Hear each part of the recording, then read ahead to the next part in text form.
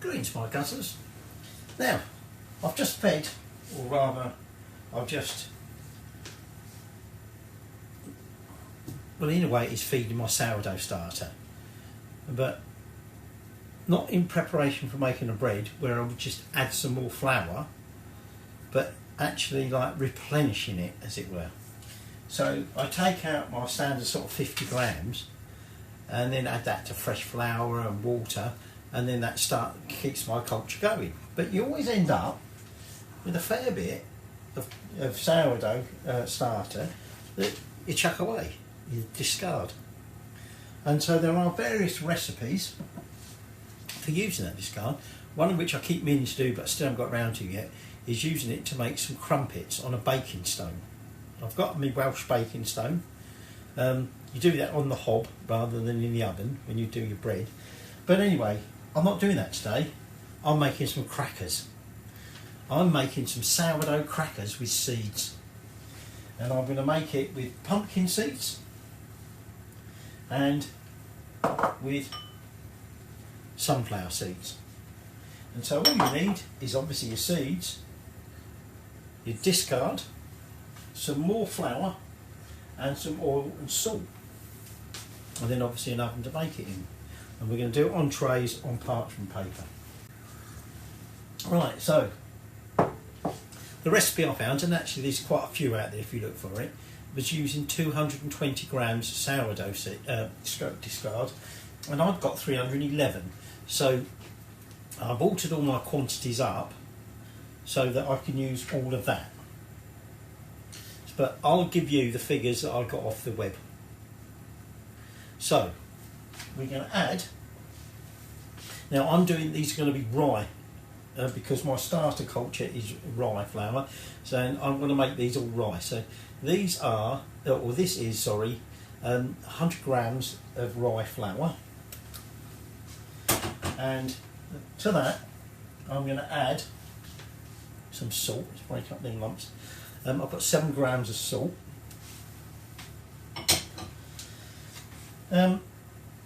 Now, like I said, I've got 311 grams, but for quantities that I'm quoting you, it's 220. Okay, so I'm just going to scrape all that into there.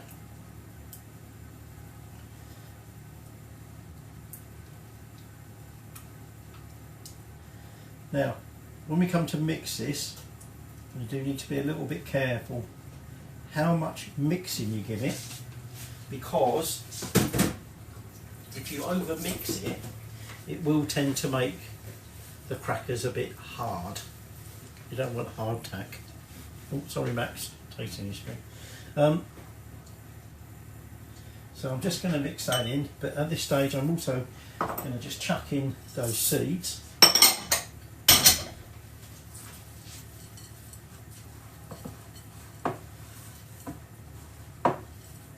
And then final thing I'm going to do is I'm going to put in, seeds, 25 grams of each seed, and this is 50 grams of oil I've put in there. And so we now just want to combine all this together, and then you're going to need a rolling pin. You're going to need some baking paper or parchment paper, whatever you want to call it, and obviously some baking trays. Now, if you're using the quantities that I've just quoted you, it appears it should be sort of 1 baking tray's worth, more or less.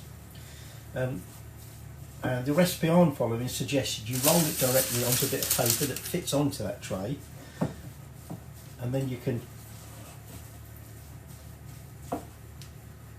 like transfer it straight onto the tray, bake it on the tray, and you, in a way, you know what sort of thickness you want. Now obviously the quantities I'm using, about you might say it's about 1.5 times, so I've got to allow for the fact that I'm going to use 2 trays, and one of the trays is probably only going to be about half full. So just making sure I've got no pockets, so I'm just cutting through it, making sure I've got no pockets of flour in there. You could get your hands in there if you wanted, but I think, to be honest, this is working quite well. So what I've turned out here is about 2/3 of that mixture, and I'm actually wondering whether that's going to end up being, well, perhaps not. It's quite oily, so I didn't think I really need to flour the rolling pin, but I'm thinking I might have to. Now these want to be quite thin, and actually, to be honest, unless these baking trays are a bit bigger than the one on the web, I'm beginning to think, to be honest, this is only really going to take one tray's worth, I think. So I'm going to roll it out till it's pretty much cover that paper, and then we just trim off the edges. Pretty much rolled that out, and then there's a little bit of an overlap there.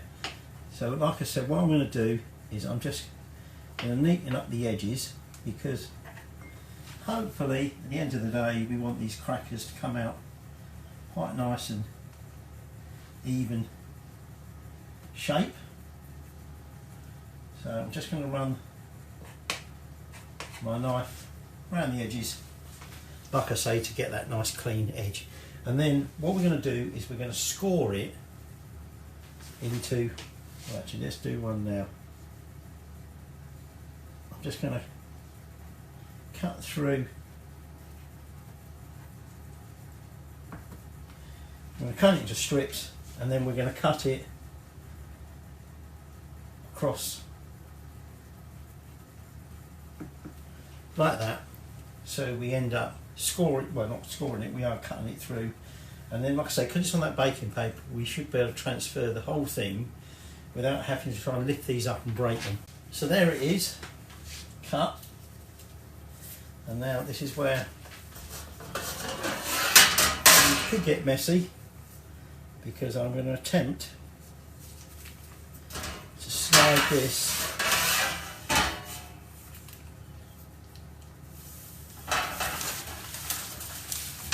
up onto the tray, which was a complete utter bowl up, but not completely, because what we're just going to do, I'm just going to lift these up, and then actually I might, since I've got that other bit of baking paper transferred, I might transfer some of these other crackers over onto that other bit of paper, because I'm not going to fit them all on there now. Now I've got my oven preheating to 170 fan. Okay, so once that's up temperature, we'll bake. They've had 30 minutes. They seem to be still a little bit soft, and although I wouldn't expect them to be hard in the oven, I did think they weren't quite there. So I gave them an extra 5 minutes. I gave them 15, sorry. I gave them another 25 minutes. I still wasn't happy. Like I say, so they've ended up with almost 30 minutes of cooking. You might also notice some round ones. I decided it was a bit of a waste throwing away them scraps that are cut off around the edge, so I just pressed them into little round ones. And the more observant might notice my sourdough starter disappeared. That's because I normally keep it in the fridge once I've fed it, and that way I only need to feed it once a fortnight. But that's a whole different story. So we're just going to let these cool. I'll transfer them onto a rack in a minute, and then once they've cooled down, we'll try one out. Here they are, our final sort of cooled down crackers. So let's taste that little round one.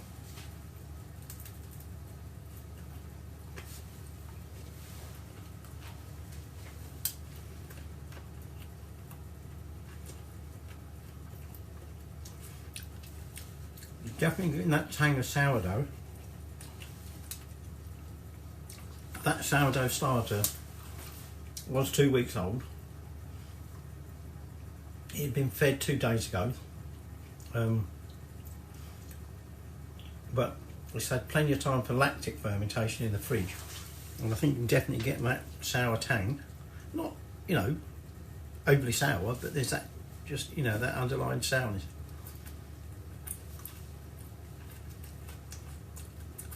The seeds give it a very nutty texture.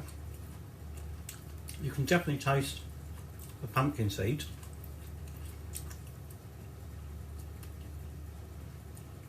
They're probably more coming through than the sesame.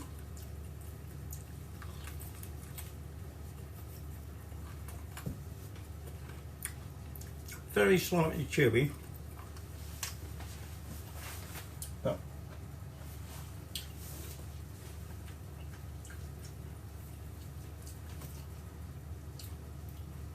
the recommendation was you have it with like a bit of butter and a bit of cheese. To be honest, I think in small doses they're just quite right on their own, but I think they would be really nice with something with them. Right, there you go. Yeah, sourdough rye crackers with seeds.